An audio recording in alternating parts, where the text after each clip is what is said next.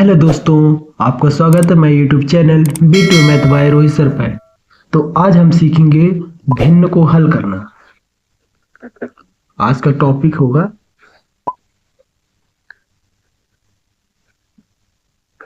भिन्न को हल करना। ठीक है, आज हम इस चीज को देखेंगे कि जो हमने भिन्न अभी पढ़ा है उसको हल कैसे किया जाता है। तो पहले हम भिन्न को दो टाइप में डिवाइड कर लेते हैं। ठीक है, हल करने के उद्देश्य से दो टाइप में डिवाइड करते हैं। पहला जो साधारण भिन्न होता है, साधारण भिन्न, और से असाधारण भिन्न, असाधारण भिन्न। ठीक है, इन दोनों को एक टाइप में रखते हैं और दूसरा टाइप में रखते हैं क्या, मिश्रित भिन्न को, मिश्रित भिन्न को।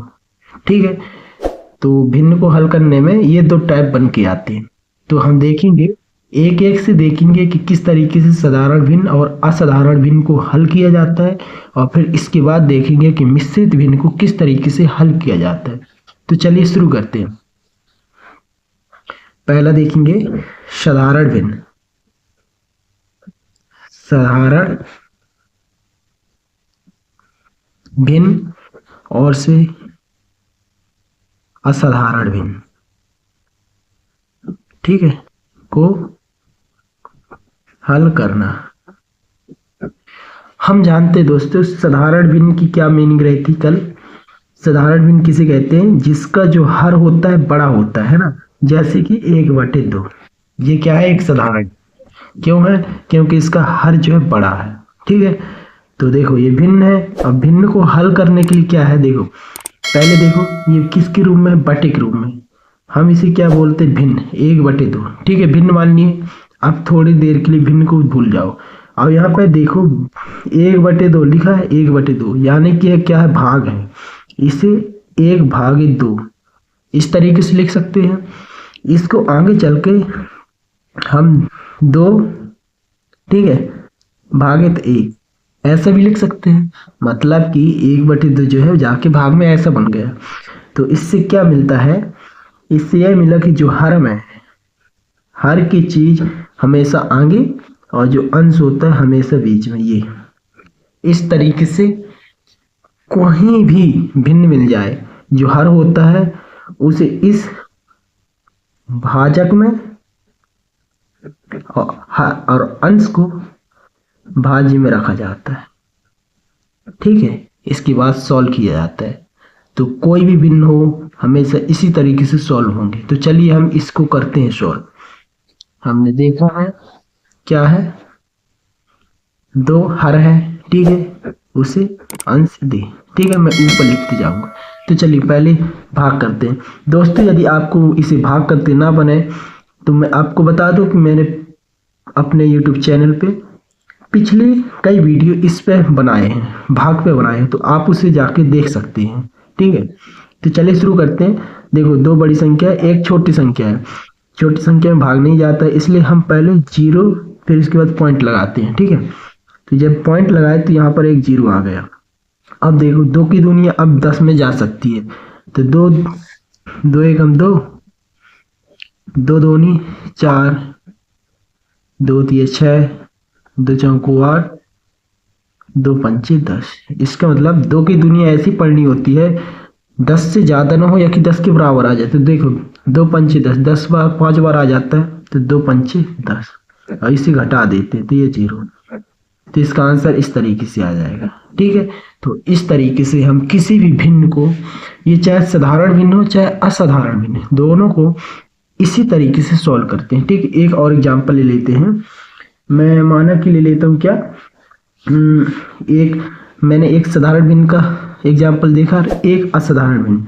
असाधारण भिन्न ये देखो, असाधारण भिन्न मतलब कि जिसमें, मतलब कि क्या, कि जिसमें हर जो होता है छोटा होता है, अंश होता है बड़ा होता है। ठीक है, इसको देखो क्या होता है, हर को हमेशा भाजक में लेते हैं, हर को भाजक में लेते हैं, ये ले लिए भाजक में, और अंश को हमेशा भाज्य में लेते, ये ले लिए। अब इसे करें सॉल्व। देखो 4 छोटी संख्या है 9 से, इसका मतलब भाग जा सकता है। तो 4 की दुनिया ऐसे पढ़ो कि 9 से ज़्यादा ना हो। 4 दूनी 8, 4 तिया 12, यानी कि 2 बार ही जाएगा, 4 दूनी 8। ठीक है, अब घटाओ तो 1 बचा। अब देखो, अब यहाँ पर तो जाएगा ही नहीं जाएगा, तो इसलिए हम एक पॉइंट रखते हैं। जैसे दशमलव रखे तो यहाँ पर दशमलव का 1 0 यहाँ आ गया, 10 हो गया। अब देखो, अब जा सकता है, 4 दूनी 8। अब घटाओ, 2 बच्चे, 10 में 8 गए 2। ठीक है, हमने एक पॉइंट रखा था इसलिए अब यहाँ 0 रख सकते हैं, रखे। अब फिर देखो, 4 की दुनिया ऐसे पढ़ो कि 20 से जाना हो, तो 4 पंचे 20। ठीक है, तो इस तरीके से इसका आंसर आ जाएगा। ठीक है दोस्तों, तो हम इस तरीके से देखें कि साधारण भिन्न और असाधारण भिन्न को इस तरीके से सॉल्व करते हैं। ठीक है, हमेशा जो हर होता है उसे भाजक में लेते हैं और जो अंश होता है उसे भाज्य में लेते हैं। कोई भी भिन्न मिल जाए, किसी भी टाइप से भिन्न मिल जाए, हमें इसी फॉर्मेशन का उपयोग करना है। तो चलिए अब आगे करते हैं। जो हमारी मिश्रित भिन्न बची है, ये मिश्रित भिन्न, अब इसे सॉल्व करते हैं। अब हम देखते हैं मिश्रित भिन्न। ठीक है, मिश्रित भिन्न, देखो मैंने मिश्रित भिन्न बताया था किसे कहते हैं, जिसमें एक पूर्ण संख्या हो, जैसे 2 एक पूर्ण संख्या है और उसके साथ कोई भी भिन्न हो। ये 2 एक पूर्ण संख्या है और उसमें 1/3 भिन्न है, तो इसे मिश्रित भिन्न कहते हैं। ठीक है, तो इसे पढ़ते कैसे, पहले वो देखो। पढ़ने के लिए जो पूर्ण संख्या है उसे पहले लिखो, इसके बाद इसके ऊपर सही लिखते हैं। ठीक है, 1/3 भिन्न, मतलब कि 2 सही 1/3। इसे कैसे पढ़ेंगे, 2 सही 1/3, 2 सही 1/3। यदि यहाँ पर 5, ये इसे कैसे पढ़ेंगे, 5 सही 4/9, 5 सही 4/9, 5 सही 4/9। ठीक है, इस तरीके से इनको पढ़ते हैं। तो इसे अब सॉल्व कैसे करते हैं वो देखो। देखो, ये मिश्रित भिन्न है, ये मिश्रित भिन्न को हम साधारण या असाधारण भिन्न में पहले बदलते हैं। ठीक है, किसमें, मिश्रित भिन्न को, ठीक है, बदलते हैं। किसमें बदलते हैं, साधारण भिन्न या फिर असाधारण भिन्न में। ठीक है, साधारण भिन्न में बदलेंगे या कि फिर हम असाधारण भिन्न में बदलते हैं। ठीक है, तो चलिए कैसे बदलते हैं वो देखते हैं। देखो, मिश्रित भिन्न है, 2 सही 3 1/3। ठीक है, इसको मिश्रित भिन्न को साधारण भिन्न या असाधारण भिन्न में बदलने के लिए पहले क्या होता है, जो भी अपने को ये 2 है इसे यहाँ लिख लेते हैं 2 और 1/3। ठीक है, थोड़ा दूर लिख लेते हैं। देखो, इस 3 को हमेशा इस 2 के साथ, यानी कि जो भी भिन्न है, भिन्न का जो हर है, उस हर को जो हमें पूर्ण संख्या मिली है उसके साथ हमेशा क्या करना होता है, गुणा करना होता है। गुणा करो और फिर इसके बाद जो भी पूर्ण संख्या मिले, गुणा करने के बाद उसे इस अंश के साथ, इस अंश के साथ हमेशा जोड़ करना होता है। क्या, जोड़।